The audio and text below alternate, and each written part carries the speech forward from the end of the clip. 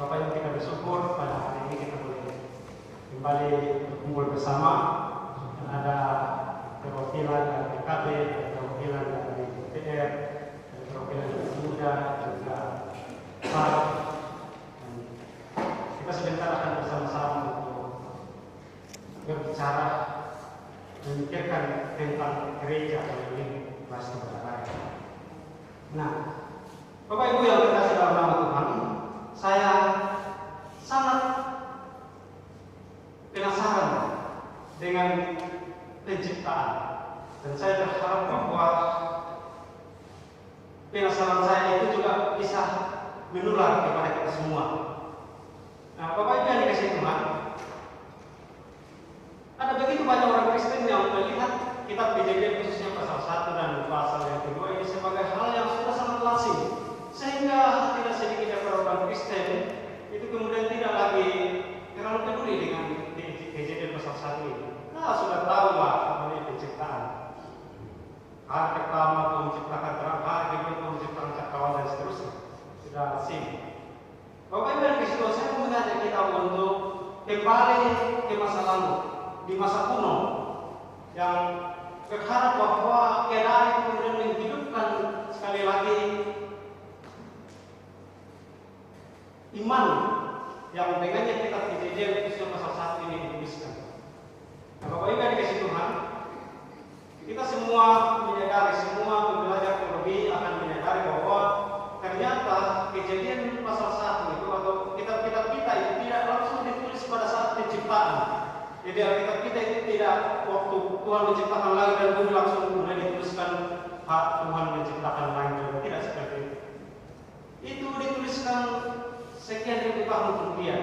Memang baik para teolog maupun para ahli arkeolog tidak bisa menentukan berapa persisnya umur bumi ini, tetapi beberapa memberikan pernyataannya, dan salah satunya adalah dia berkata begini: kitab Kejadian itu ditulis sekitar tahun 1446, yaitu ketika bangsa Israel keluar dari tanah Mesir. Jadi kemungkinan besar kitab Kejadian ini dituliskan dalam perjalanan dari Mesir menuju ke tanah Kanaan. Nah, Bapak Ibu yang dikasihi Tuhan, bagaimana kondisi Mesir yang ditinggalkan oleh bangsa Israel saat itu? Bangsa Israel adalah bangsa yang menyembah berhala, dan khususnya menyembah terhadap dewa matahari yang dalam bahasa kuno disebut sebagai Ra, menyembah kepada dewa matahari. Dan Firaun sebagai raja Mesir saat itu dianggap sebagai titisan dewa, sehingga apapun yang disampaikan oleh Firaun itu sudah pasti benar, tidak bisa ditentang, harus diterima dan harus ditaati. Sehingga perbudakan pun itu bisa dibenarkan pada saat itu. Karena apa? Itu adalah titisan dewa yang menyatakan bahwa bangsa Israel harus diperbudak. Nah, Bapak Ibu yang terkasih dalam Tuhan, demikian di tanah Kanaan juga penyembahan berhala itu semua berlaku, termasuk penyembahan terhadap bulan. Nah, kitab Kejadian pasal 1 ini adalah sebuah reformasi dalam kehidupan iman. Jadi reformasi itu tidak terjadi pada tahun 1517 oleh Martin Luther di Jerman, tetapi reformasi pertama kali terjadi ketika kitab Kejadian ini dituliskan.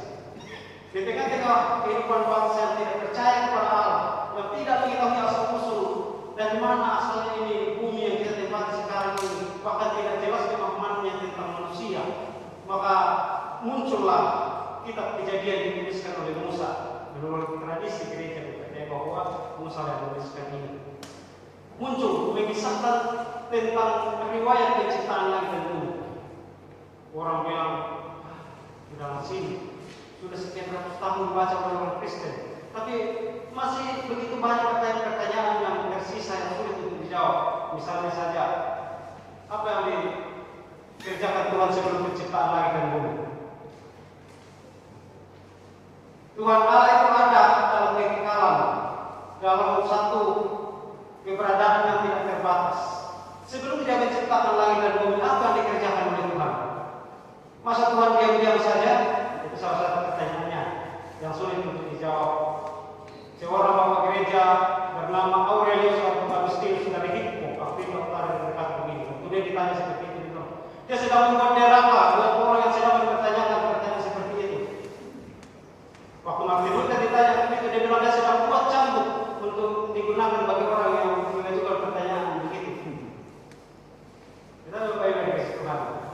Itu menjadi pertanyaan abadi yang kemudian menjadikan kita bahwa tidak semua hal mungkin untuk kita pikirkan.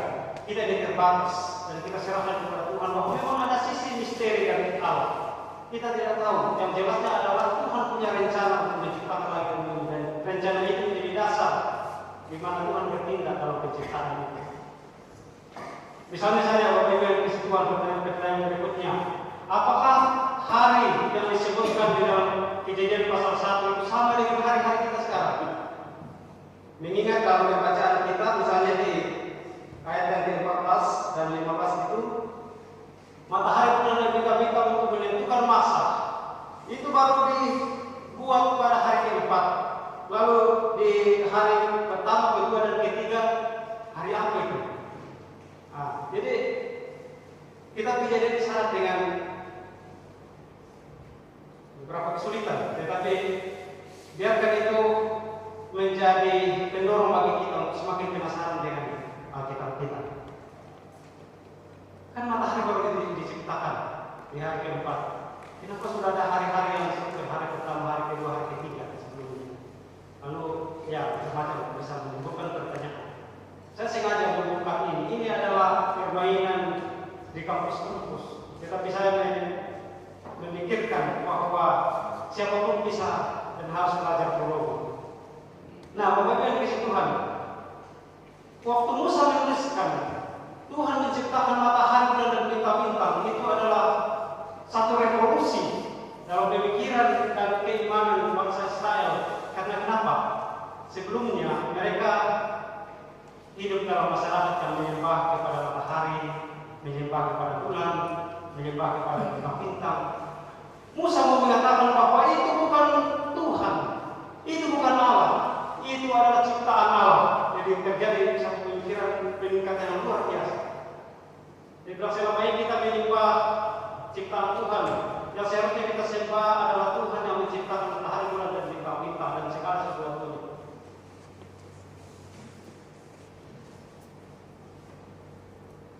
Jadi Bapak Ibu di Tuhan, waktu Tuhan menciptakan pada mulanya Allah menciptakan langit dan bumi belum berbentuk dan kosong. Gelap gulita belum bisa raya dan roh Allah melayang di atas permukaan air.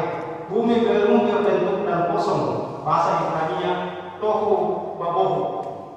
Kalau tidak bisa disebut bilang saja babohu. Bisa. Itu nanti mirip dengan bahasa Nias. Belum berbentuk dan kosong artinya Bapak Ibu di Tuhan bahwa keadaan itu adalah keadaan yang tidak mungkin bisa dihidupi. Tidak mungkin kita bisa hidup dalam keadaan seperti itu. Tidak berbentuk, gelap gulita, kosong, dan samudera raya. Permukaan air. Itu keadaan yang tidak bisa. Lalu Tuhan mengatur dari hari pertama sampai dengan hari ke-6, lalu terciptalah satu keadaan dunia yang sangat ideal untuk dijadikan sebagai tempat hidup dan berkarya. Jadi Tuhan itu ada sebelum menciptakan segala sesuatu. Yang kedua adalah Tuhan itu yang mengatur segala sesuatu. Hari ini kita duduk bersama untuk kembali mengatur apabila ada hal-hal yang sudah menjadi tohu babohu, tidak berbentuk dan kosong. Itu kemudian kita akan atur secara bersama-sama.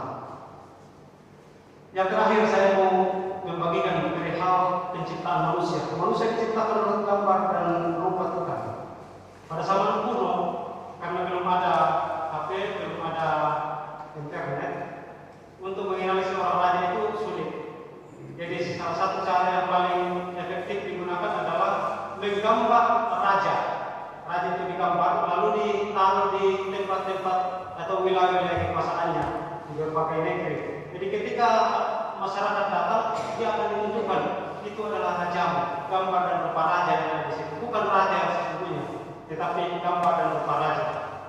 Maka ketika manusia diciptakan sebagai gambar dan rupa Allah, maka seharusnya dan diharapkan bahwa dengan kehadiran setiap insan, setiap orang boleh melihat keberadaan Tuhan, refleksi daripada Tuhan. Ya. Itu yang diharapkan terjadi. Jadi itu yang ingin disampaikan oleh penulis kitab Kejadian kepada pendengar di saat itu. Bahwa ketika manusia diciptakan menurut gambar dan rupa